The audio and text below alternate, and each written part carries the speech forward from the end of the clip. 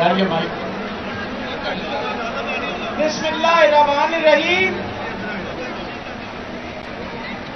بسم اللہ الرحمن الرحیم. لاہور کے میدان لاہور اور میرے جو اس وقت ہمارے بال بچہ شیخوپورہ اور قصور سے آیا سب کو میں مبارکباد پیش کرتی ہوں کہ یہ جہاد جو ہے یہ ہمارا ماشاءاللہ پورا زور پکڑ رہا ہے. میں نے آج سے 8 مہینے ہو گئے ہیں اس بات کو. میں نے عمران خان صاحب کو ہم مبارکباد پیش کرتے ہیں کہ انہوں نے 8 مہینے یہ جدوجہد جاری رکھی اور سب سے بڑی یہ بات ہے ہر قسم کی قربانی دی. اہم بات یہ کرنے کی ہے کہ نہ صرف انہوں نے اس جدوجہد کو جاری کر کے آپ کو پتہ ہے ہر ڈسٹرکٹ میں ہر جگہ جلسے کیے. ضمنی الیکشن کے اندر انہوں نے جا کے 2 جلسے کیے اور اس کی وجہ سے ضمنی الیکشن کے اندر تحریک انصاف نے جیت کے دوبارہ حکومت بنائی پنجاب کے اندر. عمران خان 8 سیٹوں سے کھڑے ہوئے 7 سیٹوں سے جیتے.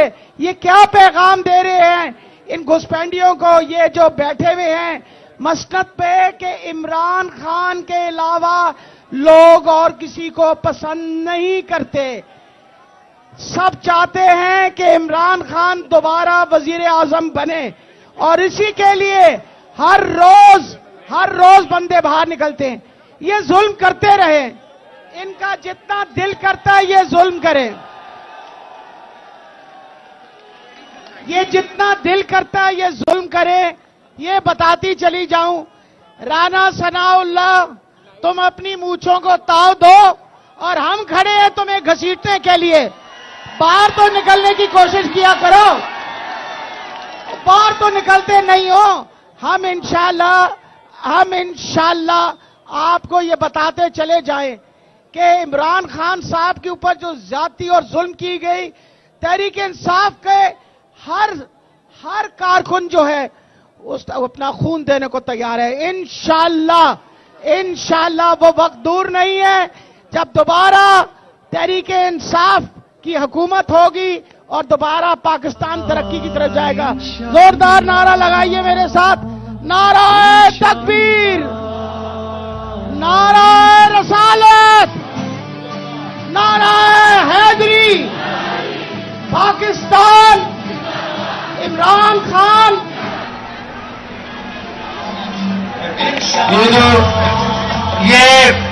یہ جو میرے لیفٹ سائڈ پہ پاکستان تحریک انصاف کے کارکنان ہیں ان سے میری گزارش ہے کہ یہ سامنے آ جائے, یہ سامنے پارک میں آ جائے تاکہ تھوڑی دیر میں تقریر شروع ہونے والی ہے. اور دوستو بلا تاخیر میں تحریک انصاف کے وائس چیئرمین آپ کی تالیوں میں دعوت خطاب دیتا ہوں جناب شاہ محمود قریشی صاحب کو. بسم اللہ الرحمن الرحیم. لاہور کے غیور اور باشعور شہریوں, حقیقی آزادی مارچ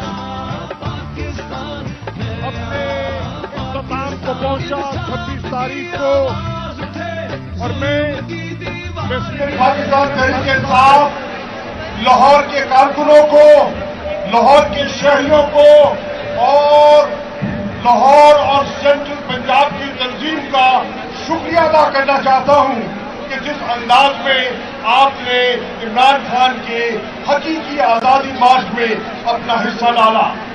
مشکلات کے باوجود, قاتلانہ حملے کے باوجود, خوف کے بادلوں کو چیرتے ہوئے آپ براستہ راولپنڈی پہنچے اور 26 تاریخ کو عمران خان نے ایک اہم اعلان کیا کہ وہ عنقریب مشاورے کے بعد اپنا فیصلہ سنائیں گے, مستقبل کے لائے عمل کا وہ اعلان کریں گے. اور انہوں نے کہا یہ اعلان میں لاہور میں بیٹھ کر لبرٹی چوک کی عوام کے سامنے کروں گا۔ آج 17 دسمبر کی وہ شام ہے جب عمران خان نے ابھی چند لمحوں بعد ایک تاریخی فیصلہ سنانا ہے۔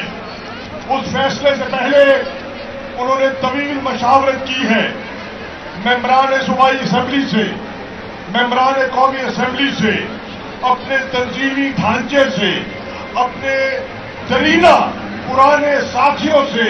تو 26 سال اس جدوجہد میں ان کے شانہ بشانہ چلے۔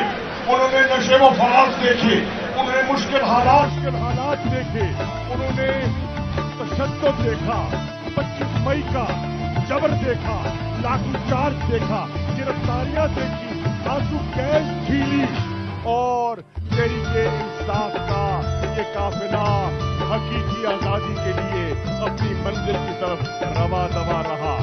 آج عمران خان نے سب سے اپنے وزرائے اعلیٰ سے بھی، خیبر پختونخوا کے وزیر اعلیٰ سے، پنجاب کے وزیر اعلیٰ سے ہے۔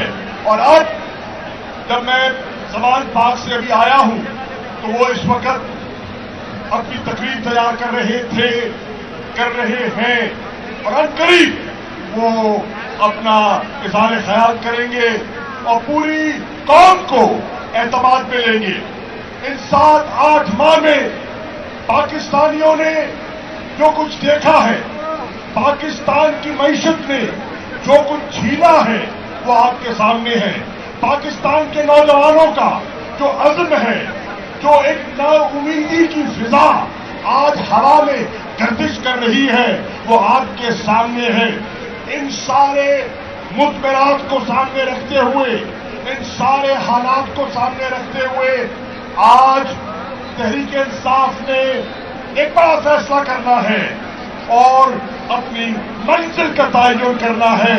میں اس سے پہلے کہ عمران خان صاحب آپ سے مخاطب ہوں، لبرٹی میں آپ کی خدمت میں حاضر ہوا ہوں پوچھنے کے لیے کہ عمران خان کا جو بھی فیصلہ ہوگا، کیا لاہور کے کارکن عمران خان کا ساتھ دیں گے؟ کیا آپ اپنی جدوجہد کو جاری رکھنے کے لیے تیار ہیں؟ آپ کے مخالفین کہتے ہیں، وہ 13 جماعتوں کا ٹولہ یہ کہتا ہے کہ تحریک انصاف والے تھک گئے ہیں۔ تھک تو نہیں گئے، کہتے ہیں تحریک انصاف کے پاس تو وسائل ہی نہیں ہیں اور ہمارے پاس تو لمبا مال ہے۔ کیا ان کا مال تمہارے عزم پر پانی پھیر سکتا ہے؟ تمہارے حوصلے کو گرا سکتا ہے؟ تمہارے ارادوں کو بدل سکتا ہے؟ تمہیں نیچا دکھا سکتا ہے؟ نہیں، الحمدللہ یہی توقع تھی۔ پاکستان کا نوجوان آج ایک سروے ہوا ہے اور وہ سروے کیا کہہ رہا ہے؟ سروے کہتا ہے کہ پاکستان کی واضح اکثریت یعنی کہ 70% سے زیادہ آبادی نئے انتخابات چاہتی ہے۔ کیا لبرٹی کے دوستوں، لاہور کے باشعور شہریوں، کیا تم عمران خان کی قیادت میں نئے انتخابات کے لیے تیار ہو؟ آج نیا سروے کہتا ہے کہ پاکستان کا ایک بہت بڑا طبقہ آج پاکستان کے معاشی حالات کو دیکھ کر آج وہ مایوسی میں گھرا ہوا ہے۔ آج 13 جماعتوں کا ٹولہ ایک طرف اور تنہا عمران خان، اس کا کارکن، اس کی جماعت اور اس کا نظریہ ایک طرف، آج 13 ایک طرف، اکیلا ایک طرف۔ بتاؤ کس کا پلڑا بھاری ہے؟ کس کا پلڑا بھاری ہے؟ انشاءاللہ اور آپ کے عزم اور آپ کے ارادوں کو سامنے رکھتے ہوئے میں یہ وثوق سے کہہ سکتا ہوں کہ اللہ تعالیٰ آپ کو کامیابی دے گا. یہ کوئی دوست کہہ رہا ہے, سوال کر رہا ہے, جواب آپ نے دینا, میں نہیں دے سکتا. وہ کہہ رہا ہے عمران تیرے جانثار. واقعی پکی بات. پھر تو نہیں جاؤ گے, بدل تو نہیں جاؤ گے, گھبرا تو نہیں جاؤ گے, جھک تو نہیں جاؤ گے. تو پھر جواب دو, عمران تیرے جانثار, عمران تیرے جانثار. مت بھولو لاہوریوں, یہ نعرہ لاہور میں لگ رہا ہے, یہ نعرہ لاہور میں لگ رہا ہے. اور لاہور میں ایک جگہ ہے, ایک لوکیلٹی ہے, اس کا نام ہے رائے ونڈ جاتی عمرہ. سنا ہے نا, سنا ہے نا, نہیں سنا؟ اچھا, تو کیا آج لاہوریوں کا یہ عزم رائے ونڈ کی در و دیوار سے ٹکرا سکتا ہے کہ نہیں؟ تو پھر تمہارے نعرے کا جواب آنا چاہیے, عمران تیرے جانثار, عمران تیرے جانثار. اور اس مایوسی کے عالم میں مہنگائی آسمان کو چھو رہی ہے. کہتے تھے بڑی تجربہ کار ٹیم ہے, ڈار آیا, سنو, کہتے تھے ڈار آیا, ڈالر ڈر گیا. لگتا ہے کہ اب ڈالر کو ڈار کا کوئی خوف نہیں رہا, آسمان کو چھو رہا ہے. 250 روپے پر ڈالر اوپن مارکیٹ میں فروخت ہو رہا ہے. لگتا ہے ڈالر کو ڈار کا خوف نہیں رہا. تو ان حالات میں جہاں مایوسی کی کیفیت ہے, ان حالات میں جہاں آپ کا سرمایہ کار پریشان ہے, آپ کا نوجوان جس کو روزگار کی تلاش ہے, اس کو اپنی آنکھوں کے سامنے اندھیرا دکھائی دے رہا ہے, تو اس بھور سے, اس دلدل سے کوئی جماعت آج پاکستان کو نکال سکتی ہے. اگر نکال سکتی ہے تو اس جماعت کا نام کیا ہے؟ کوئی لیڈر اگر آج پاکستان کو اس دلدل سے نکال سکتا ہے تو اس کا نام کیا ہے؟ تو پھر اجازت ہے کہہ دوں, کون بچائے گا پاکستان؟ کون بچائے گا پاکستان؟ انشاءاللہ. بہت شکریہ. میں زبیر کسانہ صاحب, محمود جوہیا صاحب کو خوش آمدید کہتا ہوں, جو انصاف لائرز فورم کے ہیں, انصاف ویلفیئر ونگ, لیبر ونگ.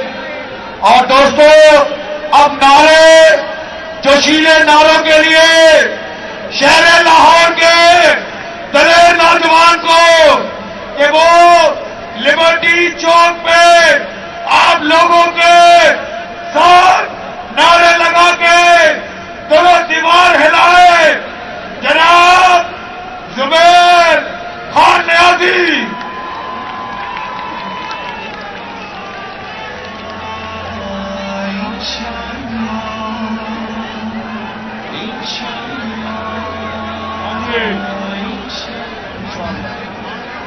ہاں جی, لاہور والوں, کپتان کا خطاب شروع ہونے والا ہے. کپتان کا اعلان سننے کو تیار ہو. کپتان کے اعلان کے ساتھ کھڑے ہونے کو تیار ہو. کپتان نے اس اپوائنٹڈ حکومت میں نہ کو چڑے چپوا دیے. بزدل, یہ بزدل حکمران جب اس کا پبلک میں مقابلہ نہ کر سکے تو گندی حرکت کرنے, قاتلانہ حملہ کروانے تک آ گئے. अफगान के सिपाहियों मुकाबला करने के लिए तैयार हो। फिर आपका नारा बताएगा, नारा तकबीर, नारा रिसालत, नारा हैदरी, हैदरी। कौन बचाएगा पाकिस्तान? कौन बचाएगा पाकिस्तान? और इमरान तेरे जानसार, इमरान तेरे जानसार। इलेक्शन कराओ, इलेक्शन कराओ, इलेक्शन कराओ, इलेक्शन कराओ। अब लेके रहेंगे, अब लेके रहेंगे। है हक हमारा, है हक हमारा। अब लेके रहेंगे, अब लेके रहेंगे। अब देना पड़ेगी, अब देना पड़ेगी। है हक हमारा। अब जीत करेंगे, अब जीत करेंगे। नहीं भीख करेंगे, नहीं भीख करेंगे। अब जीत करेंगे, अब जीत करेंगे, अब जीत करेंगे, अब जीत करेंगे। तो देना पड़ेगी, है हक हमारा। इमरान तेरे जानसार। तो दोस्तों, लाहौर वालों,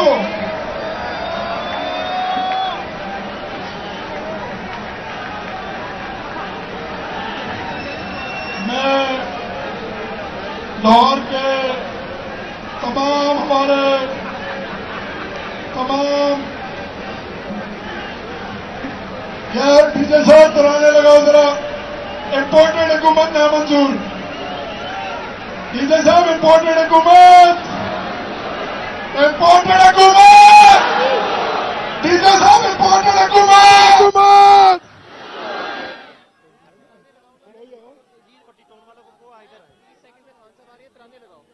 तराने लगाओ। डीजे डीजे साहब तराने लगाओ। तराने जी, तराने तराने।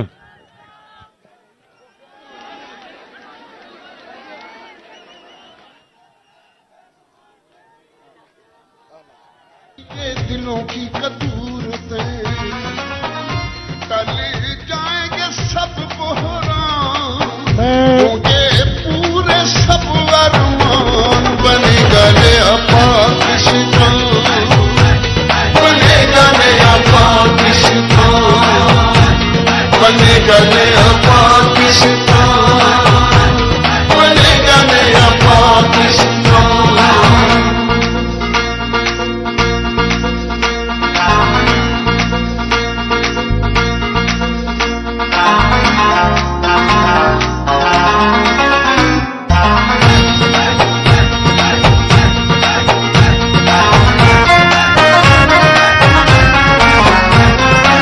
धरती से फसली बटेरों को भगाएंगे, जालिमों को, चोरों को, लुटेरों को भगाएंगे। पूरा करेंगे सब नुकसान, तुम देखना मेरी जान। बनेगा नया पाकिस्तान, बनेगा नया पाकिस्तान, बनेगा नया पाकिस्तान, बनेगा नया पाकिस्तान।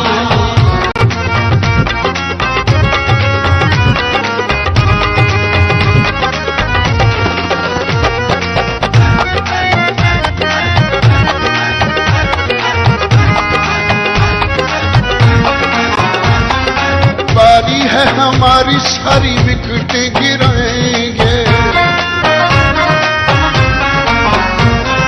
पहले जैसे जीते वैसे जीत के दिखाएंगे। उनको बताना पड़ेगा। ठीक ठाक हैं आप? खैर से हैं?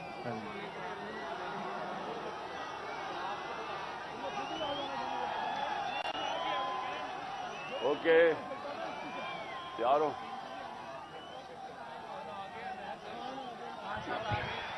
थोड़ी देर में खान साहब खिताब करेंगे और मैं ये अजीज भट्टी टोन के और मियां महमूद रशीद साहब की टीम को कहता हूं कि ये पार्क में आ जाए जी, पार्क में आ जाए। थोड़ी देर में खान साहब का खिताब जी।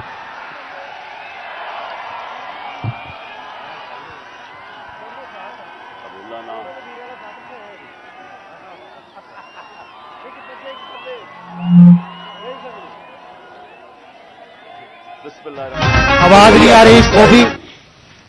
अल्लाह तेरी इबादत करते हैं, तेरे से मदद मांगते हैं। मेरे साथ आज चौधरी परवेज अलाई बैठे हुए हैं, पंजाब के चीफ मिनिस्टर, और दूसरी तरफ मेरे पास महमूद खान जो कि पख्तूनख्वा के चीफ मिनिस्टर हैं। तो हमने आज बड़ा अहम फैसला करना है और मैंने अनाउंस करना है। तो मैं ये चाहता था कि आज मैं अपनी कौम के सामने पहले ये रखूं कि हम इस स्टेज पे पहुंचे कैसे हैं, कि हम सिटिंग गवर्नमेंट्स हैं, हमारी अपनी गवर्नमेंट्स हैं, हमारा अपना राज है यहां, लेकिन हम क्यों इस नतीजे पे पहुंचे हैं कि हम समझते हैं कि अगर हमें अपनी गवर्नमेंट्स भी कुर्बान करनी पड़े इस मुल्क के अंदर, जब तक इलेक्शंस नहीं होंगे, साफ और शफाफ इलेक्शंस नहीं होंगे, हम सबको आज खौफ है कि मुल्क डूब रहा है। मैं आपको वो पाकिस्तानी होते हुए बता रहा हूं जिसने सारी बाहर कमाई की, 20 साल बाहर पैसे कमाए, सब कुछ बेच के, जो फ्लैट था वो बेच के, मनी ट्रेल दे के, अदालत में ये बता के मैंने वो किधर से पैसे लिए, जो भी मेरा आमदनी किधर थी, फिर मैंने फ्लैट लिया, फिर वो बेचा, फिर मनी ट्रेल, सब कुछ मेरा आज जीना बन रहा पाकिस्तान में। और मेरी तरह के सारे वो पाकिस्तानी, और मैं उन पाकिस्तानियों की बात कर रहा हूं जो कि इस मुल्क से प्यार करते हैं, इश्क करते हैं अपने मुल्क से, मैं उन पाकिस्तानियों की बात कर रहा हूं। मैं उनकी बात नहीं कर रहा जो चोरी करके इस मुल्क का पैसा बाहर भेजते हैं, जिनका सब कुछ बाहर है, बिजनेसेस बाहर हैं, बच्चे बाहर हैं, बड़े बड़े महलात बाहर हैं, यहां के चोरी के पैसे से बड़े बड़े शाहाना उनका जिंदगी है। और मैं उनकी बात नहीं कर रहा क्योंकि उनका इस मुल्क से क्या रिश्ता है, और मैं बाकी पाकिस्तानियों की बात कर रहा हूं जो समझते हैं कि हमारा जीना मरना पाकिस्तान में। और मैं उन पाकिस्तानी में से हूं जिसको पूरा मौका था कि 20-25 साल बाहर मैंने क्रिकेट खेलता था, मेरी शादी भी वहां की, मैं वो पासपोर्ट ले सकता था, बरतानिया का पासपोर्ट ले सकता था, लेकिन ये मेरे कभी ज़हन में ये चीज नहीं आई कि मेरा पाकिस्तान के अलावा कोई और घर है। तो मैं आज वो पाकिस्तानी आज बात कर रहा है कि मुझे पहली दफा मुझे खौफ आ रहा है कि ये जो चोरों का टोला ऊपर बिठाया गया है, ये मुल्क को तबाही की तरफ लेके जा रहा है। मैं आज कोई पाकिस्तान के बिजनेसमैन से पूछ ले, कोई इंडस्ट्रियल से पूछ ले, पाकिस्तान के किसानों से पूछे, पाकिस्तान के मजदूर से पूछे, जिसकी आज आमदनी और उसका जो खर्चा है उसमें अब कोई बैलेंस ही नहीं रहा। 50 साल के बाद सबसे ज्यादा महंगाई हुई है आज पाकिस्तान में। आज हमारी इंडस्ट्री बंद हो रही है, वो इंडस्ट्री जो हमारे दौर में बड़ी मुश्किलों से तीसरे और चौथे साल में हमने मेहनत करके इंसेंटिव्स दे के इंडस्ट्री बढ़ाई, जो कि हमारे आखिरी महीने में 26% इंडस्ट्रियल ग्रोथ थी, जो टोटल इंडस्ट्री थी 10.7% पे लार्ज स्केल मैन्युफैक्चरिंग पाकिस्तान में ग्रो कर रही थी। दौलत में इजाफा हो रहा था, हमारे टैक्सेस बढ़ रहे थे, रिकॉर्ड, क्योंकि दौलत में इजाफा हो रहा था, टैक्सेस में इजाफा हो रहा था, रिकॉर्ड टैक्सेस इकट्ठे किए, रिकॉर्ड एक्सपोर्ट्स हमने की। मुझे फख्र है कि मैंने अपने किसानों की मदद की। 4.5% पे हमारा ज़राअत के अंदर ग्रोथ हुई, इजाफा हुआ। हमारी 4 फसलें 2 साल रिकॉर्ड फसलें हुई पाकिस्तान में। تو ہم نے کسانوں کی مدد کی. آج وہ سارا جو پاکستان وہاں لے کے جا رہے تھے، آج مجھے ایک چیز بتائیں کہ پاکستان میں کسی میں بہتری ہوئی ہے. آج مایوسی کا یہ عالم ہے میرے ملک میں کہ 7.5 لاکھ پاکستانی ملک چھوڑ کے چلے گئے ہیں 7 مہینے میں. ان میں پروفیشنلز تھے، اس ملک نے ان کے اوپر پیسہ خرچ کیا ہوا تھا. ڈاکٹرز تھے، پروفیشنلز تھے، انجینئرز تھے، اسکل ورکر جو تنخواہ جو اسکل ورکر ہوتا ہے. 7.5 لاکھ لوگ ملک کو چھوڑ کے چلے گئے ہیں مایوسی میں. آج یہ عالم ہے. اس ملک کو آج ادھر ہم لے آئے ہیں کہ ڈاکو راج اوپر بیٹھ گیا. 30 سال سے جو لوگ لوٹ رہے تھے ان کو آ کے اوپر بٹھا دیا. میرا سوال سب سے پہلے یہ ہے کہ جب یہ ملک ترقی کر رہا تھا، ہم نے پہلے سال یہی چھوڑ کے گئے تھے. یہی شہباز شریف اور نواز شریف اس ملک کا جب دیوالیہ نکال کے گئے تھے 2018 میں، اس پاکستان کو ہم نے پہلے سنبھالا. پھر 2 سال کورونا کے باوجود جو ساری دنیا کے اندر عذاب آیا ہوا تھا، ساری دنیا کی معیشت تباہ ہوئی. آپ امریکہ کا حال دیکھیں، برطانیہ کا دیکھیں، جرمنی کا دیکھیں. ہمارے سے وہ ملک جن کے ادارے ہمارے سے بہت بہتر تھے. ہندوستان کا حال دیکھیں، اس کے اندر پاکستان وہ ملک تھا جو دنیا کے ٹاپ 3 ملکوں میں سے. ہم نے وہ بھی سنبھالا، ہماری معیشت بھی اوپر گئی، ہماری انڈسٹری بھی اوپر گئی. ہم نے بے روزگار ہونے سے لوگوں کو بچایا. ہم نے انڈسٹریز کو پیسہ دیا، انسینٹوز دیے. ہم نے کنسٹرکشن انڈسٹری کی مدد کی تاکہ روزگار ملے لوگوں کو. ہم نے اس دور کے اندر پاکستان کا جو گروتھ ریٹ تھی، اور میں یہ چاہتا ہوں آپ سارے جو میں یہ چیزیں میں آپ کو کہہ رہا ہوں اپنے موبائل فون سے چیک کر سکتے ہیں کہ میں سچ بول رہا ہوں یا جھوٹ بول رہا ہوں. اب تو جھوٹ بولنا بڑا مشکل ہے. موبائل فون ہے، آپ گوگل کریں، آپ کے پاس 2 منٹ کے اندر سب کچھ آ جاتا ہے.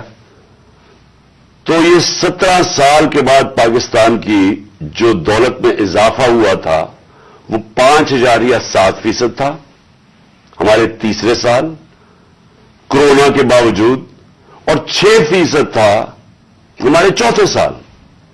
اب یہ بھی میں آپ کو آج بتا دوں کہ یہ صرف 3 دور میں یہ اس طرح کی پاکستان کی دولت میں اضافہ ہوا، گروتھ ریٹ ہوئی. ایوب خان کے دور میں،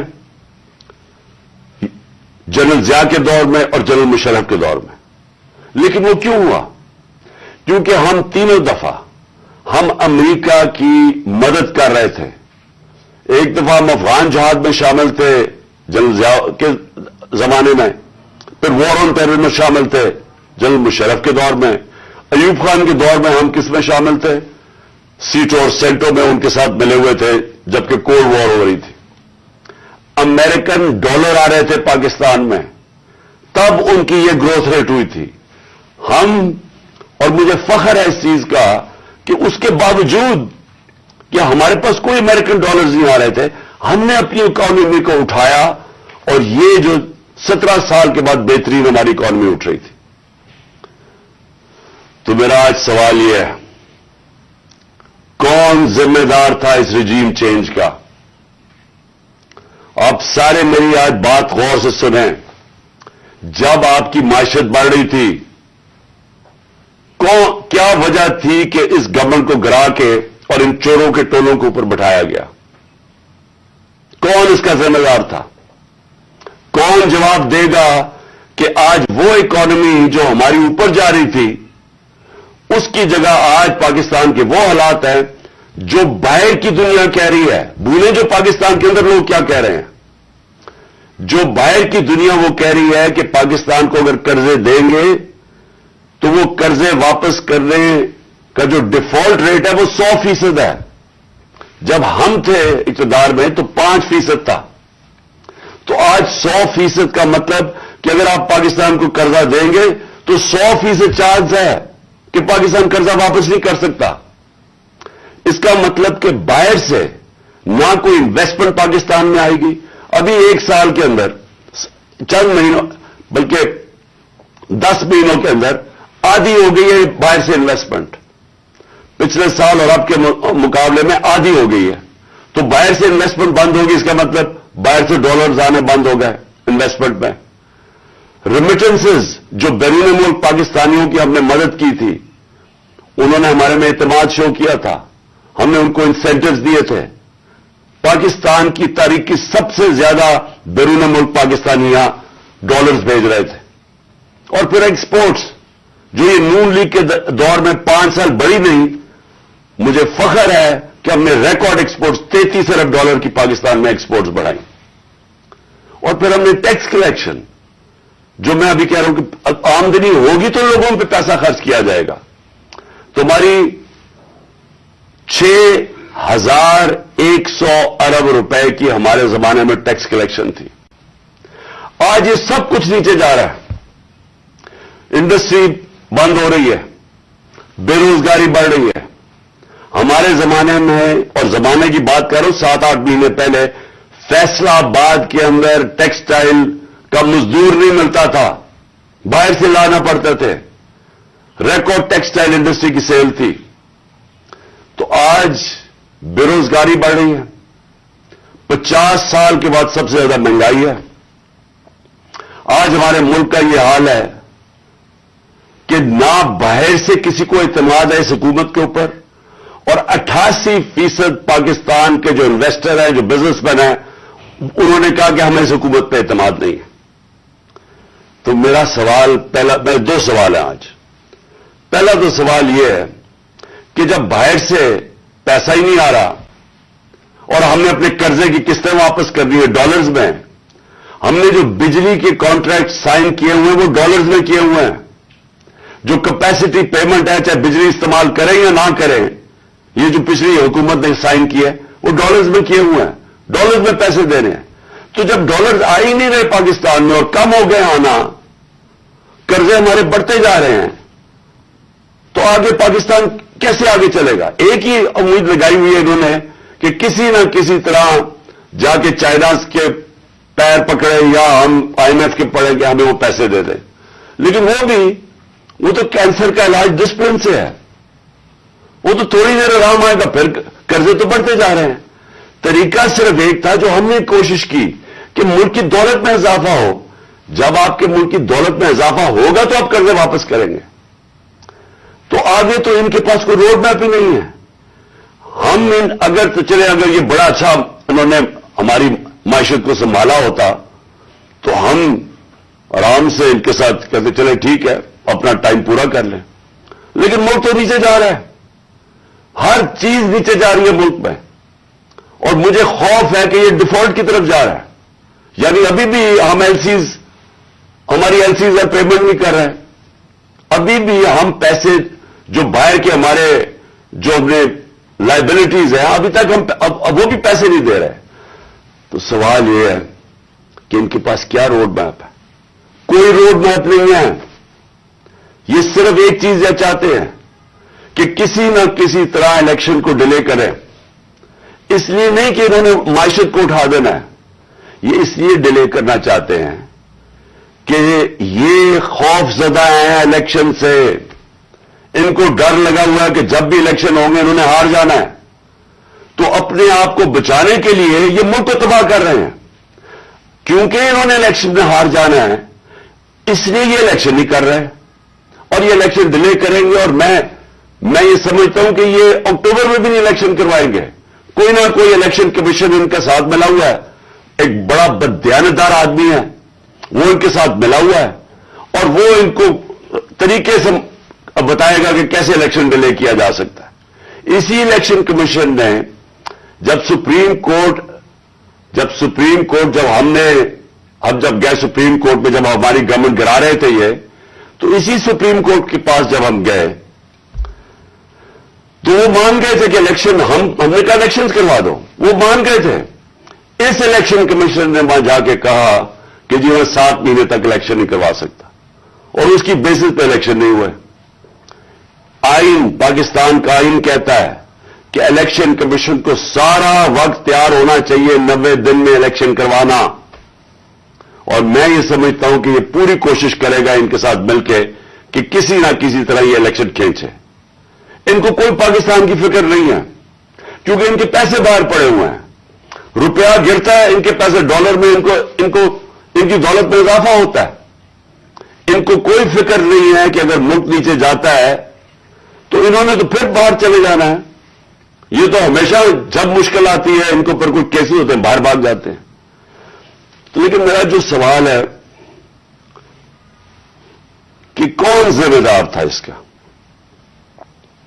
کس نے ایک چلتی ہوئی حکومت جو اچھی بلی جو میں خود آپ کو بتا رہا ہوں، اور یہ آپ اکنامک سروے آف پاکستان میں دیکھ سکتے ہیں کہ ہماری پرفارمنس کیا تھی، میں نہیں اگر کہہ رہا تو آپ خود دیکھ سکتے ہیں۔ اس حکومت کو سازش کر کے، بیرونی سازش کا حصہ بن کے کون ذمہ دار تھا اس کا؟ اس کا ایک آدمی ذمہ دار ہے، اس کا نام ہے جنرل باجوہ۔ میں اس کے خلاف اس لیے نہیں بات کرتا تھا، آرمی چیف تھے، آرمی چیف کے خلاف آپ کیوں نہیں بات کر سکتے؟ کیونکہ فوج کے اوپر فوج کو برا نام نہ آئے۔ ہم سب سمجھتے ہیں کہ اس ملک کو جو میری طرح کے لوگ، آزاد ذہن کے لوگ ہیں، ہم تو اپنی فوج کو چاہتے ہیں مضبوط ہو۔ ہماری تو ساری پوری کوشش ہے کہ مضبوط فوج ہو تاکہ ہم آزاد ملک رہ سکیں۔ تو اس لیے ہم چپ کر کے بیٹھے رہے اور یہ سارے تماشے دیکھتے رہے کہ کیسے سازشیں ہوئیں، کیسے لوگوں کو بتایا گیا۔ میں آپ کے سامنے ذرا ایک چھوٹی سی کلپ دکھانا چاہتا ہوں کہ اگر آپ کو کوئی شک ہے کہ ہوا کیا، تو پہلے تو الیکشن سے پہلے، ہماری حکومت گرانے سے پہلے 4 نون لیگ کے جو بڑے نام ہیں انہوں نے کیا کہا؟ ان سے جب پوچھا گیا کہ جناب آپ نو کانفیڈنس موشن کامیاب ہو سکتی ہے اسٹیبلشمنٹ کے بغیر، اور یہ انہوں نے کہا، ذرا یہ سب اب میں چاہتا ہوں پہلے سب دیکھیں۔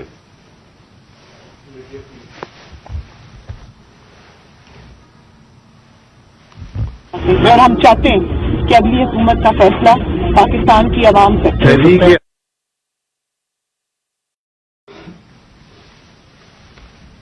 مجھے بتانے کا واپس نہیں ہے، کوئی ڈیل کر کے اقتدار نہیں چاہتے پاکستان میں۔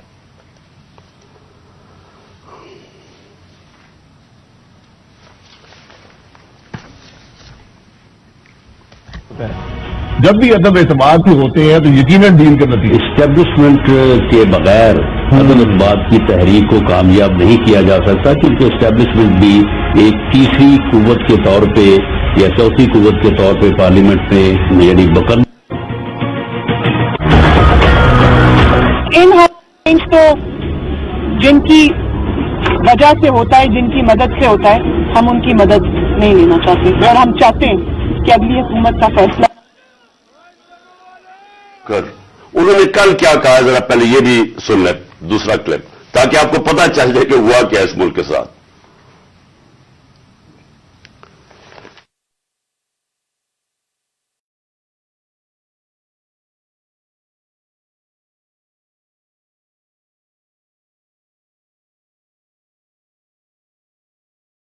آپ کو بھی پتا ہے، مجھے بھی پتا ہے کہ باپ کی حمایت وہ کسی بھی اگر طرف ٹلٹ کرتے ہیں وہ اپنے سیاسی فیصلے کرنے میں آزاد ہے۔ کیا ایم کیو ایم اس کی حمایت ہمیں مل سکتی تھی؟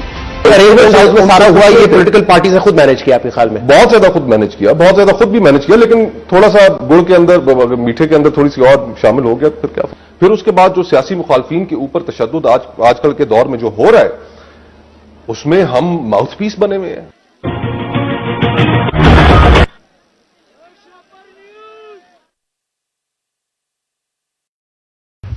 کہ یہ جو ساری سازش ہوئی تھی، اس میں ہم کسی اور کو نہ کہیں، ایک آدمی کا فیصلہ کرتا ہے، وہ تھا آرمی چیف اس وقت کے جنرل باجوہ۔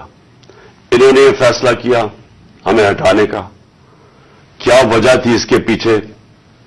کیا یہ سمجھتے تھے کہ واقعی شہباز شریف اور یہ اسحاق ڈار کوئی بڑے جینیسز ہیں جو آ کے ملک کو ہمارے سے بہتر چلا لیں گے؟ کیا وجہ تھی کہ انہوں نے ایک سٹنگ گورنمنٹ کو گرا دیا؟ ہمارے لوگوں کو آ کے وہ جس طرح ابھی مصطفیٰ کوکر نے بتایا کہ بیپ کے ممبرز اور MQM کے ممبرز اور شہزان بگٹی سب کو پتا تھا کہ یہ جو جدھر حکم ملے گا ان کو اسٹیبلشمنٹ سے انہوں نے ادھر جانا ہے، تو ان کو ادھر جا کے بھیج دیا کہ جناب آپ جا کے ادھر چلے جائیں، اور گورنمنٹ گر گئی. تو میرا اگلا سوال یہ ہے، جب گورنمنٹ گر گئی اور پھر ان کو یہ چیز کا علم ہوا کہ عوام ہمارے کے ساتھ آگے کھڑی ہو گئی، 10 اپریل کو پبلک سڑکوں کے اوپر نکلائی، لوگوں نے ان چوروں کو ریجیکٹ کر دیا، بلکہ ہماری مقبولیت بڑھنی شروع ہو گئی اس لیے کہ لوگ ان کی جب شکلیں لوگوں نے دیکھی، پھر سے مسلط کیا گیا ان کو عوام کے اوپر، تو لوگ ہمارے ساتھ اور جڑنا شروع ہو گئے، بڑے بڑے جلسے شروع ہو گئے. اس کے بعد الیکشن جب کروائے گئے تو الیکشن کے ریزلٹس میں اس کے باوجود کہ پوری کوشش کی گئی اسٹیٹ مشینری اس کو ان کو جتانے کے لیے، اس کے باوجود ہار گئے. قوم نے اپنا ورڈکٹ دے دیا، دوسرا الیکشن ہوا اس میں بھی ہار گئے. لیکن مجھے جو افسوس کی بات ہے کہ بجائے ایک سمجھے کہ جناب جنرل باجوہ آپ نے غلطی کر دی ہے، آپ کو عقل کل تو نہیں ہے، آپ دیکھ رہے ہیں کہ لوگ کدھر کھڑے ہیں. انہوں نے ہمارے اوپر جو ظلم کیا ہے، جس طرح ہمارے اوپر ظلم کیا گیا، میں آپ کو یقین دلاتا ہوں کہ جنرل مشرف کے مارشل لاء میں اپوزیشن میں تھا، مجھے انہوں نے جیل میں ڈالا. میں نے کہیں اس طرح کا ظلم نہیں دیکھا جنرل مشرف کے دور پہ جو یہ جنرل باجوہ نے ہمارے پہ کروایا. ہمارے لوگوں کے اوپر دھمکیاں، ٹیلی فون سے دھمکیاں آ رہی ہیں. وہ جو ہماری حمایت کرے یا جو ہمارے ساتھ میڈیا کے لوگ ہوں ان کے اوپر دھمکیاں. جو میڈیا ہاؤس تھا، سلمان اقبال وہ ملک سے باہر چلا گیا، اس کے بعد صابر شاکر ملک سے باہر چلا گیا، آج محیط پیرزادہ ملک سے باہر گیا ہوا اسی خوف سے. ارشد شریف، اتنی بڑی ٹریجڈی ہوئی ہے، اس کو جو دھمکیاں دی، کیا وجہ تھی اس کی؟ وہ ایک دیانتدار آدمی وہ بتا رہا تھا کہ اس ملک کے ساتھ کیا ظلم ہوا ہے، کہ اچھی بلی گورنمنٹ آپ نے گرا کے چوروں کو بٹھا دیا. تو بجائے یہ کہ کریکٹ کرنا، ہمارے اوپر ظلم شروع ہو گیا. اور ظلم کی انتہا یہ تھی کہ سوشل میڈیا کے لوگوں کو اٹھا کے لے جاتے تھے، ان کو مار پھینٹا لگا کے تو اگلے دوسرے دن گھر واپس بھیجتے تھے، دھمکیاں دیتے تھے کہ آگے سے کیا تو یہ ہوگا. جو اعظم سواتی سے کیا، جو اس سے پہلے جو شہباز گل سے کیا، کون سی اس نے اتنی بڑی بات کی تھی کہ اس کو ننگا کر کے مارا، اور وہ ابھی تک اس کے اثرات ہیں جو انہوں نے اس کو تشدد کیا اس کے اوپر. اور اعظم سواتی نے کیا بات کی تھی؟ اعظم سواتی نے یہ ٹویٹ کی کہ جنرل باجوہ آپ نے NRO 2 دیا ہے، اس کے اوپر جو اس بیچارے سے کیا گیا، کون سی جمہوریت میں یہ ہوتا ہے؟ اور وہ بات کہ جو سچ ہے، NRO 2 جنرل باجوہ نے دیا ہے، ساری قوم کو پتا ہے. مجھے پتا ہے کہ میں جب کہتا رہا، جب میں گورنمنٹ میں تھا، میں جنرل باجوہ کو کہتا رہا کہ یہ 30 سال سے چوری کر رہے ہیں، ان کے اوپر کرپشن کیسز ہیں، نیب آپ کے نیچے ہے، آپ نیب کنٹرول کرتے ہیں، میرے نیچے ہی نہیں ہے، کیوں نہیں ان کے کیسز آگے بڑھاتے؟ پہلے تو ہمیں سارا وقت یہ بتاتے رہے کہ فکر نہ کریں سر، ہو رہا ہے سب کچھ، سر ابھی کچھ ہو رہا ہے، پہلے تو ہمیں یہ بتاتے رہے. آہستہ آہستہ ہمیں پتا چلا کہ ان کی تو کوئی نیت ہی نہیں ہے کرپشن کی. مجھے پھر کہنا شروع ہو گئے کہ جی آپ ملک کی اقتصادیات کو ٹھیک کریں، اکانومی کو ٹھیک کریں، بھول جائیں اس کو، یہ اکاؤنٹیبلٹی کو. کبھی کوئی مہذب معاشرہ یہ اجازت دیتا ہے کہ بڑے بڑے لوگ جو اربوں روپے کی چوری کریں، آپ کہ ان کو بھول جائیں، ان کو NRO دے دیں، اور آپ چھوٹے چھوٹے چوروں کو پکڑنا شروع کریں اور سمجھیں کہ آپ کا ملک ترقی کر سکتا ہے؟ کیا چین پاگل ہے جنہوں نے 450 وزیروں کو جیلوں میں ڈالا ہے پچھلے چند سالوں میں؟ کیا جو پریزیڈنٹ شی جن پنگ ہے اس کو اسٹیٹسمین مانا جاتا ہے؟ اس نے وہ کام کر دیا جو دنیا میں کسی نے کیا ہی نہیں ہے. 70 کروڑ لوگوں کو اس نے غربت سے نکالا ہے چائنا میں پچھلے 30 سالوں میں.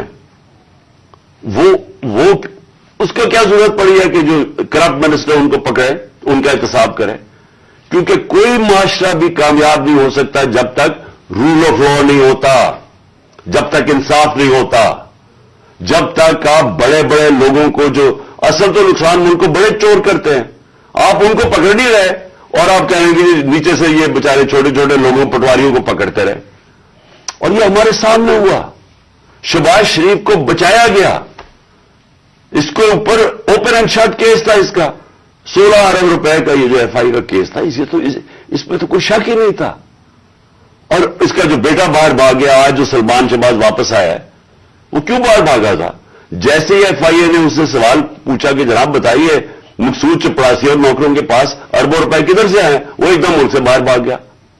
اور اس کو ان ساروں کو واپس لایا جا رہا ہے. کیا ہوا؟ اس میں کوئی شک ہے کہ NRO2 دے کے اس سارے ملک کا ایک جنرل مشرف نے نقصان کرایا تھا NRO1 کا. اس ملک نے بھاری قیمت ادا کی اس کی, 4 گنا زیادہ ہمارا قرضہ چڑھایا انہوں نے 10 سالوں میں لوٹ مار کر کے. اب پھر جب ان کے اوپر کیسز تھے 1100 ارب روپے کے کیسز ہیں, وہ انہوں نے پھر ان کو NRO2 دلوا دیا. تو کون تھا اس کا ذمہ دار؟ کس نے یہ کیا تھا؟ جنرل باجوہ نے کیا تھا. میں آپ کو چیزیں اس کی طرف دکھانا چاہتا ہوں کہ کیسے قانون انہوں نے بنایا جس میں بچے لوگ, جس میں ہر کسی کو بچایا گیا. انہوں نے جناب نیب لا کی سیکشن 4 میں امینڈمنٹ کی, اس کے اندر یہ فیصلہ, اس کے اندر کون بچتے ہیں؟ راجہ پرویز اشرف بچ جاتے ہیں اور شاید خاقان عباسی بچ جاتے ہیں. پھر انہوں نے ایک اور کیا, بے نامی دار کی ڈیفینیشن سیکشن 5E, اس میں مریم نواز پاک ہو کے نکلائی ساری چوری سے. پھر انہوں نے سیکشن 9 جس کے اندر شہباز شریف بچ جاتے ہیں, اور جس کے اندر کہ اگر آپ کسی اور کے نام پہ, یعنی اگر آپ میں پرائم منسٹر ہوں, میں اپنے خاندان کے نام پہ چیزیں لوں تو اس کا مطلب کہ آپ جواب دہی نہیں ہیں. تو جو TT کے سارے کیسز تھے شہباز شریف کے, وہ اس سے پاک ہو گیا. پھر سیکشن 14 کہ آپ کو بتانا پڑتا ہے کہ اگر میرے پاس کوئی باہر ایسٹس ہو, یعنی انگلینڈ میں میری جگہ ہو یا کوئی باہر ہو امریکہ میں ہو, تو اگر یہ پتہ ثابت ہو جائے کہ یہ میری جگہ ہے تو مجھے بتانا پڑتا ہے کہ یہ میں کدھر سے پیسہ آیا اس کو خریدنے کے لیے. وہ انہوں نے صاف کر دیا. اب نیب بتائے گی کہ ان کے پاس پیسہ کدھر سے آیا. یعنی ہر دنیا کے اندر اگر میں پبلک آفس ہولڈر ہوں, یہ میری ذمہ داری ہے بتانے کے لیے کہ اگر میرا کوئی بڑا محل میں نے خریدا ہوا ہے, مجھے بتانا پڑتا ہے پیسہ کدھر سے آیا. انہوں نے وہ قانون ہی ختم کر دیا. چن کے آصف زرداری بھی اس میں صاف ہو گیا. چن کے وہ لوگ جو 30 سال سے اس ملک کو لوٹ رہے تھے, ان ساروں کو انہوں نے پاک اور صاف کر دیا. یہ اصل وجہ مایوسی کی آج پاکستان میں. لوگ جنہوں نے یہ تماشا دیکھ رہے ہیں کہ ایک طرف قوم مر رہی ہے اس مہنگائی کے اندر اور فیکٹریاں بند ہو رہی ہیں, بے روزگاری کی قرضے چڑھتے جا رہے ہیں, ایک طرف یہ ہے اور دوسری طرف یہ اربوں روپے کی ان کی کرپشن معاف ہو رہی ہے. اور یہ بہت بڑی وجہ ہے آج مایوسی کی. اور میں نے یہ جو ہمارے پر ظلم ہوا, میں صرف اس کے اوپر آنا چاہتا ہوں کہ مجھے ایک جگہ بتایا گیا جنرل باجوہ نے کہ جی آپ کے لوگوں کے اوپر ہمارے پاس تو فائلیں ہیں ان کی کرپشن کی, ان کے اوپر فلمیں بنی ہوئی ہیں, ان کی ویڈیوز بنی ہوئی ہیں. اب میں نے ان سے بھی کہا کہ کیا یہ ہماری ایجنسیز کا کام ہے کہ ہم ویڈیوز بنائیں اور گندی ویڈیوز بنائیں یا کسی کے اوپر کوئی اس کے اوپر فائلیں بنائیں؟ کیا یہ کام رہ گیا؟ کیا یہ قوم اپنا پیٹ کاٹ کے اپنی ایجنسیز کو پالتی ہے, اپنی سیکیورٹی کے لیے پالتی ہے؟ وہ تو ملک کی سیکیورٹی کے لیے پالتی ہے. کیا یہ ان کا کام ہے آ کے بتائیں کہ جناب اس کے اوپر یہ فائل ہے تو ہم نے اس کی فلانی فائل بنائی ہوئی ہے اور ہم نے اس کے کوئی ویڈیو بنائی ہوئی ہے؟ یہ کدھر ہوتا ہے؟ یہ اپنے لوگ. اچھا, اور میں کوئی ملک کا دشمن ہوں؟ 50 سال سے قوم مجھے جانتی ہے. سارے پاکستان کے ایوارڈز میں نے جیتے ہوئے ہیں, سول ایوارڈ سب جیتے ہوئے ہیں. میں سب سے بڑا پاکستان کا وہ یعنی جو جسے کہے کہ جو خیراتی کام کرتا ہے, کسی نے پاکستان میں اتنے پیسے نہیں اکٹھے کیے جو میں نے کیے. میرے اوپر ہر قسم کا گن. یہ سوچیں کہ میرا پرائم منسٹر, جب میں پرائم منسٹر تھا, میرے گھر کا فون ٹیپ کیا ہوا تھا اور وہ ٹیپ ہی نہیں کیا, اس کے بعد وہ لیکس کرتے ہیں. या प्राइम मिनिस्टर के घर कोई ये नहीं पूछ रहा कि इतना ये ऑफिशियल सीक्रेट एक्ट की वायलेशन है, प्राइम मिनिस्टर के प्राइवेट नंबर को टैप करें और उसको जाके आप पब्लिक कर दें। कोई ये क्या होता है? अगर मैं अपने प्रिंसिपल सेक्रेटरी, मैं अपने प्रिंसिपल सेक्रेटरी से बात कर रहा हूं, वो इन्होंने टेप चला दी, वो कौन कर रहा था? तो मैं फिर से ही पूछता हूं, हम कोई मुल्क के दुश्मन हैं क्या? मैं कोई पैसे लूट के मेरे बाहर पड़े हुए हैं क्या? मैं कोई मुझसे गद्दारी कर रहा हूं? लेकिन जो हमारे से किया गया और आजम स्वाति से जो किया गया, उसकी बीवी को वीडियो भेज दी, यानी इस लेवल पे नीचे गिरना था कि उसके घर वीडियो भेज दी उसकी, और ये कहा कि जनाब, और डराया गया कि तुम्हारी फैमिली सेफ नहीं है। और कसूर उसका ये कि वो कह रहा है कि NRO 2 जनरल बाजवा ने दिया है। सारी बच्चा कौम जानती है कि NRO 2 जनरल बाजवा ने दिया है, NRO 1 मुशर्रफ ने दिया है, सबको पता है।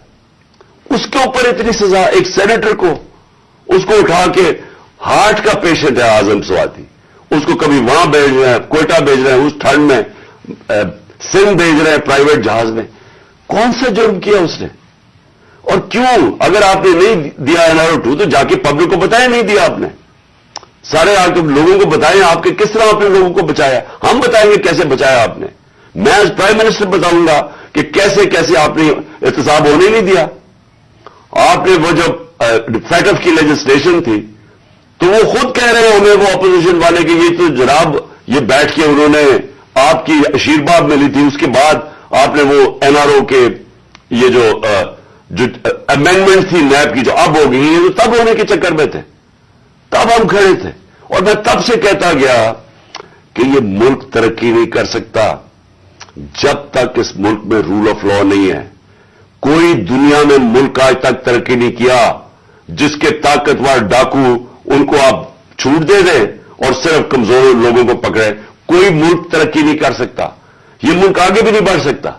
मैं आखिर में बात भी करता हूं कि इंशाअल्लाह अल्लाह ने मौका दिया तो हम अब क्या प्लान बनाएंगे इस मुल्क को इस दलदल से निकालने का जो इन्होंने फंसाया हुआ हमें। अब मैं जो अगली बात करना चाहता हूं वो ये कि हमने आपस में मुशावरत की। मैंने पहले कोशिश की कि हमारी जो मार्च है, आजादी मार्च, हकीकी आजादी की मार्च, हमारी कोशिश ये थी कि हम इनको गवर्नमेंट को बताएं कि इस वक्त कौम किधर खड़ी है। लाखों लोग सड़कों के ऊपर निकले हमारे साथ आजादी मार्च पे, और सब एक ही चीज चाह रहे हैं, इलेक्शन। आज ओपिनियन पोल है कि 70% पाकिस्तानी, सर्वे के मुताबिक 70% पाकिस्तानी कह रहे हैं इलेक्शन करवाओ। हमने आजादी मार्च भी यही की। हमने गवर्नमेंट को कि एक आइन के अंदर रह के हमने उनको प्रेशर डालने की कोशिश की कि देखें ये अवाम इधर खड़ी हुई है और आप सिर्फ कि जी हमारे करप्शन के केसेस माफ हो जाए या नवाज शरीफ को पाक कर दें और फिर वो कोई नेल्सन मंडेला पाकिस्तान आ जाए और इसके लिए मुल्क डूबता जाए, लेकिन आपको सिर्फ एक ही करप्शन का पड़ा हुआ था। मैं सिर्फ एक आपको चाहता हूं कि क्लिप जरूर देखें। ये जिस दिन 2 दिन पहले, यानी मैं ऑफिस से गया 9 अप्रैल को, ये 8 अप्रैल को, इस पिछली अप्रैल को मैंने ये क्लिप रिकॉर्ड आवाम से खिताब किया था। मैं सिर्फ चाहता हूं ये आप देख लें कि ये नहीं कि मुझे नहीं पता था कि क्या होगा या ये जो हुआ है ये हमें पता नहीं था, ये होना था। और इसके ऊपर मैंने 2 दिन पहले इक़्तिदार छोड़ने से पहले ये जरा क्लिप जरा देख लें। इसी तरह बस पावर मिल जाए ताकि फिर से पहले जो NRO 1 बना था इनको सारों ने इन्होंने मिलकर जो चोरी की जनरल मुशर्रफ ने NRO दे दिया, अब ये NRO 2 होगा। इनका मकसद सिर्फ ये है कि वहां असेंबली पे आए। सबसे पहला ये काम मैं आज आपको कह रहा हूं, इन्होंने नैब को खत्म करना है, इन्होंने अपने करप्शन केसेस खत्म करने हैं। इस वक्त हालात ये हैं कि ये जो सारे जमानत के ऊपर है, डर किस चीज का है, इनके सारे केसेस आने लगे हैं सामने, तो वो जल्दी जल्दी हटाना चाहते थे कि किसी तरह ये अपने केसेस से निकल जाए। अब ये सारा ये झुमकुटा इकट्ठा हो जाएगा और सिर्फ एक मसला, किसी तरह बस पावर मिल जाए ताकि फिर से पहले जो NRO 1 बना था इनको सारों ने इन्होंने मिलकर जो चोरी की जनरल मुशर्रफ ने NRO दे दिया, अब ये NRO 2 होगा। इनका मकसद सिर्फ ये है कि वहां असेंबली में आए। सबसे पहला ये काम मैं आज आपको कह रहा हूं, इन्होंने नैब को खत्म करना है, इन्होंने अपने करप्शन केसेस खत्म करने हैं। इस वक्त हालात ये हैं कि ये जो सारे जमानत के ऊपर है, डर किस चीज का है, इनके सारे केसेस आने लगे हैं सामने, तो वो जल्दी जल्दी हटाना चाहते थे कि किसी तरह ये अपने केसेस से निकल जाए। अब ये सारा ये जो मुद्दा इकट्ठा हो जाएगा और सिर्फ एक मसला किसी तरह बस पावर मिल जाए, ताकि फिर से पहले जो NRO 1 बना था इनको सारों ने इन्होंने मिलकर जो चोरी की जनरल मुशर्रफ ने NRO दे दिया, अब ये NRO 2 होगा। इनका मकसद सिर्फ ये है कि वहां असेंबली में आए। सबसे पहला ये काम मैं आज आपको कह रहा हूं, इन्होंने नैब को खत्म करना है, इन्होंने अपने करप्शन केसेस खत्म करने हैं। इस वक्त हालात ये हैं कि ये जो सारे जमानत के ऊपर है, डर किस चीज का है, इनके सारे केसेस आने लगे हैं सामने, तो वो जल्दी जल्दी हटाना चाहते थे कि किसी तरह ये अपने केसेस से निकल जाए।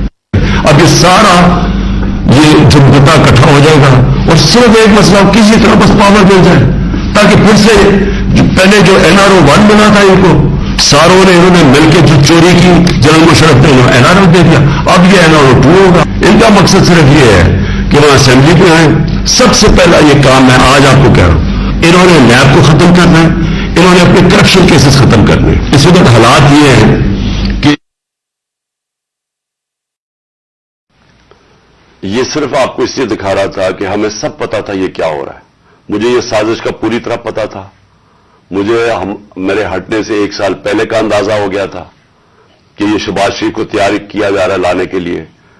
इसके बावजूद कि उसके पास 16 अरब रुपए उसके और उसके बच्चों के ऊपर FIA केस थे और 8 अरब रुपए के नैब के केस थे, तो मुझे ये सारा पता था ये हो रहा है।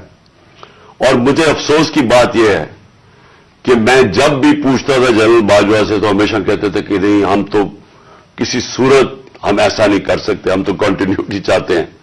तो उसका नतीजा क्या हुआ, वो आ गया, शहबाज शरीफ आ गया और आपके सामने जो मुल्क के अब हालात हैं, आप सब सारी कौम के सामने हैं।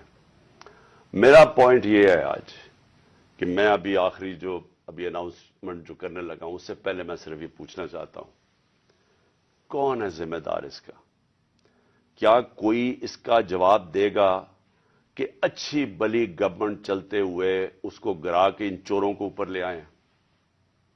और मेरा अगला सवाल यह है कि उसके बाद जो हमारे ऊपर सख्तियां की गई, जो सोशल मीडिया पे जो मीडिया जो हमारी हिमायत करता था, केसेस की मेरे ऊपर बारिश हो गई, मुझे दहशतगर्दी का केस करवा दिया। 25 मई को पुलिस ने जिस तरह हमारे ऊपर जुल्म किया, और जब हम पुलिस वालों से पूछते थे वो कहते थे हमें पीछे से ऑर्डर है। जिस तरह का हमारे ऊपर जुल्म किया गया, मैं सवाल ये पूछता हूं कि क्या हम भेड़ बकरियां हैं, हम कीड़े मकोड़े हैं कि आप जब फैसला करें पहले आप, और मैंने आपके कानों से, जनरल बाजवा के कानों से सुना कि ये करप्ट है, अब आपने फैसला किया कि ये ठीक हो गए हैं और आपने फैसला किया कि जनाब ये आप मुल्क को ठीक करेंगे, तो क्या हम वो कीड़े मकोड़े हैं कि जिधर आप भेड़ बकरियों को धकेलेंगे हम उधर चले जाएंगे? यानी हम इंसान हैं या हम जानवर हैं कि जो आपका फैसला हो बंद कमरों के अंदर हम उसी के ऊपर चल पड़े? और आपको जब नजर भी आ रहा था कि पाकिस्तानी कौम इनको रिजेक्ट कर रही है, हमें तो हमारे साथ मेरा तो फायदा करवा दिया, मुझे तो अल्लाह ने कभी इतनी इज्जत दी नहीं जो इसके बाद मिली है, लेकिन मुल्क को किधर पहुंचा दिया आज। और मैं क्या ये पूछना चाहता हूं कि पाकिस्तान का मुस्तकबिल है कि पहले ये लूटेंगे, अब इनके बच्चे तैयार हो गए लूटने के लिए, क्या अब हम उनको लेके आएंगे? और अगर हम उनके खिलाफ जाएंगे और हम उनको रेजिस्ट करेंगे तो हमें फेंटा लगाया जाएगा, हमारे पर केसेस किए जाएंगे, हमें डराया जाएगा। मुझे अभी भी कह रहे हैं कि जी आप अगर ये आपने गवर्नमेंट छोड़ दी तो आपके ऊपर बड़ा जुल्म होगा, आपकी प्रोटेक्शन चली जाएगी। जब मैं जा रहा था, मैं आज अपनी कौम को बताना चाहता हूं कि जब मैं जा रहा था मार्च के ऊपर, सबको, मेरे इर्द गिर्द भी लोगों को पता है, मैंने सबको कहा था कि इसमें वारदात होगी, मेरे खिलाफ मेरी जान को खतरा है। मैंने टीवी के ऊपर जाके उससे पहले बताया था कि ये दीनी इंतहा पसंद के नाम पे मुझे कत्ल करेंगे। हर रोज जब मैं मार्च पे जाता था और मैं बुशरा बेगम को खुदा हाफिज कहता था, मैं तो उनको सलाम करता हूं, کہ ان کو پتا ہوتے ہوئے کہ میری جان خطرے میں تھی، اس کے باوجود وہ مجھے کہتی تھی کہ نہیں جاؤ، یہ جہاد ہے، یہ اللہ کے لیے آپ کام کر رہے ہیں.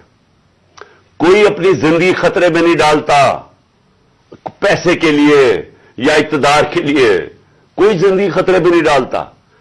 جہاد کے لیے جب آپ اللہ کے لیے کام کر رہے ہیں تب آپ پتا ہوتے ہوئے کہ اب زندگی خطرے میں، اس کے باوجود جاتا تھا میں. اور میں جیسے ٹھیک ہوں گا انشاءاللہ، جیسی میں چلنے کا قابل ہوں گا میں پھر نکلوں گا باہر، کیونکہ یہ اللہ کا کام ہے.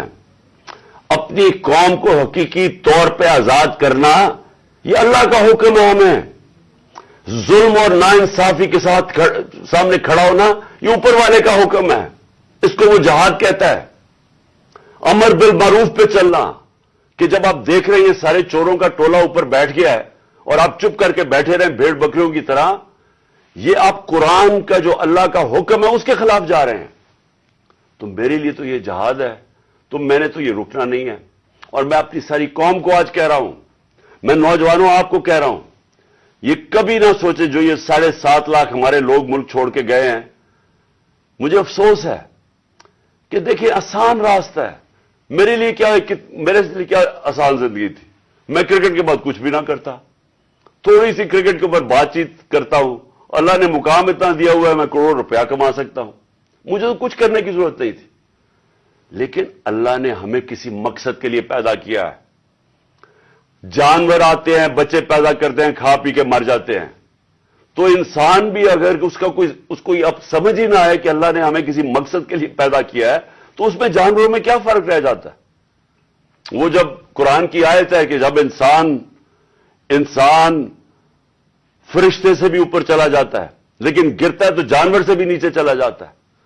تو میں اپنی ساری قوم کو کہہ رہا ہوں کہ دیکھیں ہمارے سامنے اب 2 راستے ہیں. ہم ان چوروں کے ٹولوں کو مان لیں تو ہم اپنی تباہی کر رہے ہیں. اس ملک کا کوئی مستقبل نہیں ہے. ایک ہی راستہ ہے کہ ہم جدوجہد کریں. میں وہاں جب گیا پنڈی پہنچا اور میں اس وقت بڑی تکلیف میں تھا. میں یہ بھی آپ کو بتا دوں کیونکہ مجھے ڈاکٹرز نے کہا تھا ابھی نہیں آپ ٹریول کر سکتے. میں گیا اس کے باوجود صرف اپنے لوگوں کو کھڑا کرنے کے لیے کہ دیکھیں یہ پاکستان کے لیے ایک فیصلہ کن وقت ہے، اس کو ضائع نہ ہونے دیں. قوم میں بیداری آ گئی ہے. اور میں وہاں 2 میں چیزیں کر سکتا تھا. ہم وہاں دھرنا بھی دے سکتے تھے، لاکھوں لوگ تھے. ہم وہاں اسلام آباد کے اوپر بھی جا سکتے تھے، اتنے لوگ تھے. ہم اسلام آباد میں خون خرابہ ہونا تھا وہاں. اور کئی دفعہ لوگ چاہتے ہیں کہ خون خرابہ ہو، لاشیں گریں تاکہ وہ جناب ان کی تحریک اور اٹھ جائے. میں یہ نہیں چاہتا تھا. میں نے ساری سٹرگل آئین اور قانون کے بیچ میں ہے. میں کبھی اس سے باہر نہیں نکلا.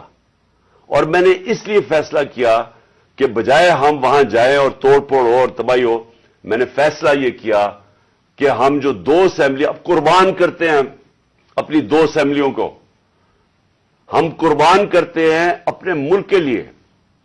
اور اس لیے کرتے ہیں کہ ان کو جب 66% پاکستان میں الیکشن ہوگا، جب ہم ان 2 اسمبلیوں سے نکلیں گے، جو میں بھی بتانے لگا ہوں کب نکلیں گے، 66% پاکستان میں الیکشن ہوگا. تو عقل تو یہ کہتی ہے کہ آپ جنرل الیکشن کروا دیں. لیکن میں پھر سے کہتا ہوں یہ خوف زدہ ہیں، الیکشن ہارنے سے ڈرے ہوئے ہیں. ان کا کوئی پاکستان کا مقصد نہیں کہ پاکستان اوپر جا رہا ہے یا نیچے جا رہا ہے. ان کا مقصد ایک ہے، کیسے اپنا چوری کا پیسہ بچانا ہے انہوں نے. اور اس لیے یہ الیکشن نہیں کروائیں گے. اور اسی لیے ہم نے فیصلہ کیا کہ ہم الیکشن کروائیں گے. اور میں نے اپنے سارے وکیلوں سے پوچھ لیا ہے، یہ کوشش بھی کریں گے الیکشن کمیشن کے ذریعے کہ یہ کسی طرح ڈیلے ہو جائے. آئین بالکل اجازت نہیں دیتا 90 دن کے آگے. ہم نے فیصلہ کیا ہے اور میں بڑا شکر گزار ہوں اپنے دونوں چیف منسٹرز کا کہ انہوں نے بالکل میرے ساتھ چلے ہیں، میرا ساتھ دیا ہے. ہم نے فیصلہ یہ کیا ہے کہ ہم اگلے جمعے کو، آج ہے ہفتہ، اگلے جمعے کو ہم دونوں پختونخوا کی اسمبلی ڈیزالو کر دیں گے اور پنجاب کی اسمبلی ڈیزالو کر دیں گے. اور اس کے بعد ہم الیکشن کی تیاری کریں گے. اور اس کے بعد ہماری جو 100 غالباً 23 سیٹیں ہیں اس وقت نیشنل اسمبلی میں، ہم وہاں جا کے نیشنل اسمبلی میں جا کے स्पीकर के सामने हम वहां खड़े होकर कहेंगे कि हमारे रेजिग्नेशन एक्सेप्ट करो।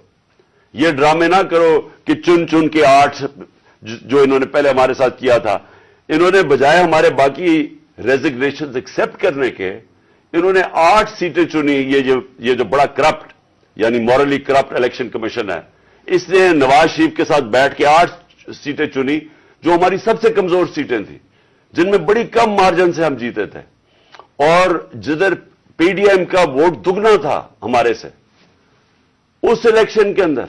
अब ये अवाम देखें किधर आज एक बाशऊर अवाम है, बेदारी आई हुई है हमारी कौम में। पता होते हुए कि अब मैंने असेंबली में नहीं, मैं 8 सीटों पे लड़ा, पता होते हुए कि मैंने असेंबली में नहीं जाना, उसके बावजूद मेरी कौम ने मुझे सारे 8 की 8 सीटों पे जिताया, 7 सीटों पे जिताया। और एक जो कराची के अंदर सीट थी, जरा वहां देख ले, वो इलेक्शन कमीशन को वो धांधली नहीं नजर आएगी जिस तरह इन्होंने पूरी स्टेट मशीनरी इस्तेमाल की और वोट बाहर फेंक दिया, जो हर बार इस्तेमाल करता है। तो हमने ये फैसला कर लिया है। मैं अपनी कौम को आखिर में सिर्फ ये कहना चाहता हूं कि देखिए, मायूसी गुनाह है। आप मायूस होकर घर बैठ जाएं या आप बाहर टिकट लेके किसी और मुल्क में चले जाएं और कोई नौकरी मिल जाए, ये मेरी नजर में ये एक इंसान अपनी जो ड्यूटी है माशरे को, उससे भागता है। असल आप सबकी ड्यूटी ये है कि हम अब खड़े हों और हम इन चोरों का और इस करप्ट निजाम का मुकाबला करें, और हम करें इलेक्शन के जरिए, और इलेक्शन के जरिए इनको सबक सिखाएं आइन और कानून के बीच में रहते हुए। मैं नहीं चाहता कि यह श्रीलंका जैसा सिचुएशन हो कि लोग सड़कों के ऊपर आ जाएं और तोड़ फोड़ हो। मैं चाहता हूं कि हम इलेक्शन के जरिए इनको शिकस्त दें, और इनको ऐसी शिकस्त दें कि यह हमेशा के लिए इन चोरों का नामो निशान यहां से चला जाए। और वो तब होगा जब आप सब इसको अपनी जिम्मेदारी लेके निकलेंगे। और मैं आपको आखिर में यह कहना चाहता हूं कि मायूसी जो है, मैं 3.5 साल गवर्नमेंट में रहा, इसके बावजूद कि बैंकरप्ट गवर्नमेंट में ली, इसके बावजूद कि हमारे पास तजर्बा ही नहीं था बिल्कुल। हम पहली दफा गवर्नमेंट में आए थे, एक के बाद दूसरा क्राइसिस था। सदी में एक दफा कोरोना जैसा क्राइसिस आता है, वो ऊपर से आ गया, 2 साल वो रहा।